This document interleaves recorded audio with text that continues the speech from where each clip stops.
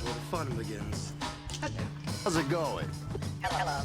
Well, Greetings, young Jedi. hello there.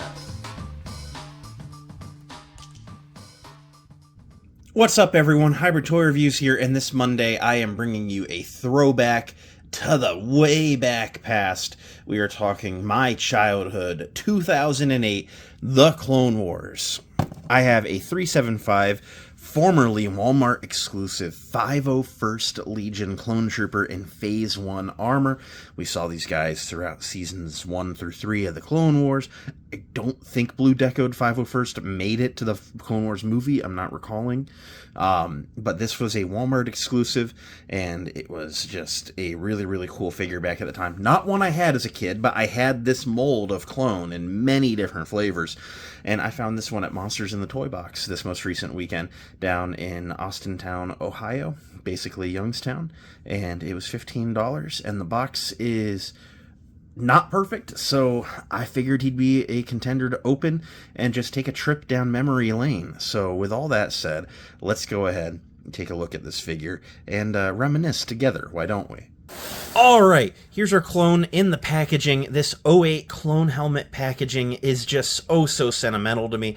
I started dabbling with Star Wars figures in late '07, so it was like the clone packaging 30th anniversary.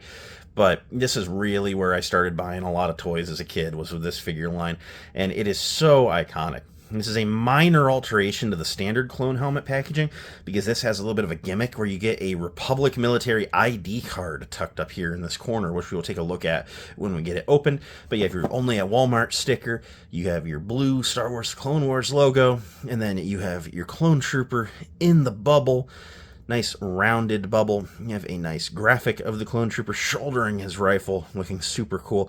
Warnings about not eating it, and Republic Army identification card included. Super duper cool.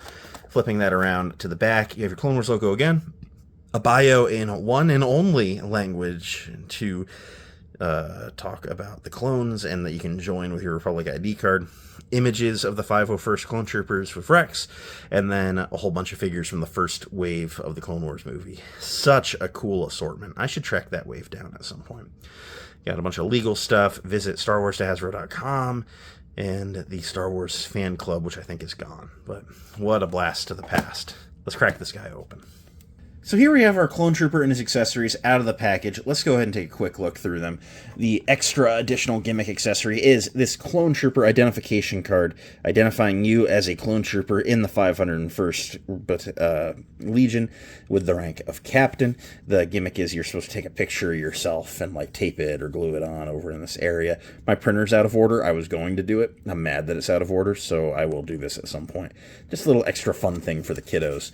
Around back, you're supposed to sign it, indicate that, you know, you have blasters and you're from Kamino, and I'm sure this is an in-universe thing. I'm sure it's definitely taken from an episode. I'm kidding, of course. He comes with this shoulder, like over-the-shoulder rocket launcher. He is meant to hold it basically like so, and then he can fire off a rocket, which we will demonstrate here. There's a button up top. You point it wherever you want to point it. Woo! Didn't even lose that dart. So, always a good day when you don't lose your missile. Put it back together like so. Set that aside. So that's really fun. And then he comes with the two standard Clone Trooper weapons, being the longer and the short flavors of DC-15. These ones are interesting. They are actually weathered, which a lot of the times these were just black plastic, but there is so much silver paint put on these guys. This is very abnormal for any of them that I even had as a kid. I don't know if this is a defect or if they were just gonna use up the last of the supply of the paint before the weekend. But yeah, these guns are silver, and that's all right. So they're a little bit rubbery. This one's handle's a little bit warped from being packed in his hand wrong for the last 20-something years, but that's all right. The long one also looks nice too, and you can use them appropriately. We'll talk about that once we get through this figure. Now, looking at this figure. This is the standard Phase 1 clone mold that they used throughout the first 3 seasons of the show. There was a second version of this mold that came out a little later on that removed some of the articulation, which sucks, but this was the base of Clone Wars Clone Troopers for at least like the first 2 seasons. Into Season 3, they started to dabble a little bit with mistakes. But he's a white clone trooper with blue markings of the 501st, and I gotta say, the blue they chose here is a little bit light. It almost reminds me of, I believe it's the Sergeant was the rank, the blue one from Attack of the Clones. I was thinking it. I sent a picture of this into a group chat with some friends. 212 Hunter is like, hey, that's kind of like Sergeant Blue. And I was like, yep, okay. So I'm not the only one thinking it. Walmart 501st is just a little bit pale. But you know what? I don't mind it. He's still cool, and it's a blue clone trooper, so my mind says 501st no matter what shade it is. But these guys were so cool. I didn't have too many clones growing up. You know, it's like, man, am I going to buy another clone, or am I going to get, like, a character? You know, and I ended up with a little squad of, like, 5 or 6 different clone troopers. And then, you know, and then a lot more characters outside of that. I never had, like, legions or anything. But this guy is just oh so cool. I wish I could go back and give him to my childhood self at the end of this video. But I love the animated style of the helmet there. I mean, it is jumping right out of the show. Nice clean paint on the black visor and then the blue line work around it. Got the black ticks on each side under the ears, the blue fin up top. Very, very nice sculpt. And then you work your way to the arms. You see those stripes going down. Blue elbow pads. The communicator is left in white, and then also on the left hand, which is interesting. I would have thought it'd be more on the right typically, but that might just be how some of them were. And then working down the body, there's no other markings outside of the arms. It's just a white torso and legs. But, you know, this was a very impressive figure back in the day. The Clone Wars line, it was weird. Some of the Clone Wars figures had dog water articulation. I mean, like, we have yet to have a Clone Wars movie Ahsoka figure with elbow articulation. Like, it, you know, her arms were skinny, and instead of, like, thickening the arms up enough to put a joint in there, they just said, give her glove swivel instead. And it's like, really? No elbows at all? Same with Ventress, Clone Wars movie Ventress. The first Clone Wars movie Ventress with elbow articulation was the Black Series a couple years ago. Like, that's how some of these worked out. But then you had figures like this that had like hinges on the wrists, and that was like new technology at this point in this scale of action figure. And it's just oh so super cool. And so I just remember as a kid really, really loving these Clone Wars figures. You know, so their articulation was like chef's kiss. And then, you know, the 375 after the show was wrapping up, started going to like 5 POA and no wrists and ankles. You know, if they had elbows and knees, that was it. And I'm like, really? These are like so crappy. And then that's when the Black Series came out with all of its like superior articulation. And I was like, okay, the Black Series is doing what these figures were doing, you know, like 7 years ago. Like, why would I not jump ship and go to what I want? Because like these guys were so fun to pose as a kid. I just have so much sentimental memory on these guys. But let's go ahead and run through some articulation for gosh, what is it, 17 years ago now? It's 2020, 18 years ago. This guy's got like a lot of articulation. So he does have a singular ball joint on the neck. We'll actually pop the head off. You see, it is a fat ball joint in there. But that said, you still get some nice range. You get, you know, like a lot forward, a lot, you know, you can't really get him to look up, but that's all right. Side to side, you get some pivot in there.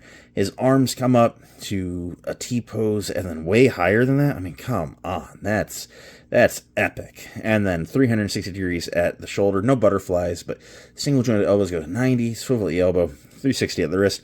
The left hand hinging in and out, and the right hand hinging up and down. Just unheard of in 2008 until these guys came out. Legendary articulation. He has a mid, like upper torso, like upper abdomen crunch area, like a ball socket. So he can rotate there. You can get him to crunch that far forward, that far back. You can go that far back. You can get a little gap in there, but that's all right. And you can get a little bit of pivot in there. I mean, just legendary. Such awesome articulation. He can kick that far forward. That's not great, but that's just what they were. You can go that far back, which is nice. I guess if you like, it's a soft plastic. You could like force it. Like if you needed him to like be in a seated position, you could make it happen. You know, it was a soft enough plastic. No thigh swivel, so that probably kills it for some, even back in the day. But single jointed knees go almost a 90. We'll accept that from the animated styling. And then the feet can point basically straight down, a little bit forward, and there's no pin for rocker. These did not have ankle rockers. That if they'd have done ankle rocker back in the day, I would argue that this is the definitive 375 clone mold, but it does not. But yeah, man, I had so many of this figure, not in this deco, but just, I had white ones, I had ARF troopers, with a different helmet, but still the same body. So many cool, figures in this, with this body mold. Commander Cody, Captain Rex. I had Captain Locke, Eth Koth's captain from the season 2 episode that he was in. It was literally just a green Commander Cody. It was like sick. He was a Kmart exclusive back in the day. But I've got a lot of love for these 375 Clone Wars clones. Just to do comparison with the only other 375 I really have, here he is next to the TVC Kenobi series 501st. As you see, he's a little bit of a darker blue. It's a little bit more of an accurate 501st blue. And I remember the Clone Wars Rex being a darker blue too, more like this. And looking at photos, I know that I'm right on that. So I just wonder what happened on these guys, why they got to be like so super light.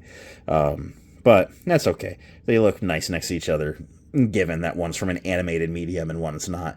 But I don't know. I'm okay with having a couple little 3-inch guys running around the collection now. So the Kool-Aid got drank with this guy. So end of the day, what do I think of this Clone Wars 501st? I love him. Again, the blue's a touch inaccurate. I know that. But he's just fun. I look at this and I remember all my childhood toys and just how much fun I had in my room making these guys go on adventures, recreating ones that I watched on Friday nights, or just going on their own complete unique ones, and just what a fun figure, man. What a great mold. This is like the mold of my childhood, like when it comes to clone troopers. These clones are why I like highly articulated figures. And while there are things on them that are definitely a little bit dated by today's standards, as there should be in 18 years of action figure evolution, it's also insane to think about what kind of things started with figures in this era. The mid-torso ball joint wasn't invented here, but it was a newer development at the time. There was a lot of waist swivel before that. And the hinges on the wrists, just chef's kiss. What an insane point of articulation to have down pat at such a small scale. I really, really love how this guy turned out. So, what do I think about this guy? I think he's awesome. Do I recommend him? Yeah, I do. If he's someone that you have any attachment to from your own childhood, if you just like 501st clones, if you like the Clone Wars, if you can track one down and not spend a ton of money on it, then I suggest you pick it up, and you too can become a member of the 501st Legion with the included cardstock card, which is just a cute little addition for the kiddos. So, I'm glad I picked this up. It's been a nice little nostalgia trip for me. I'm going to go work on some other videos now, however, so I hope y'all continue to have a great day. May the Force be with each and every single one of you, and have a good one. Bye.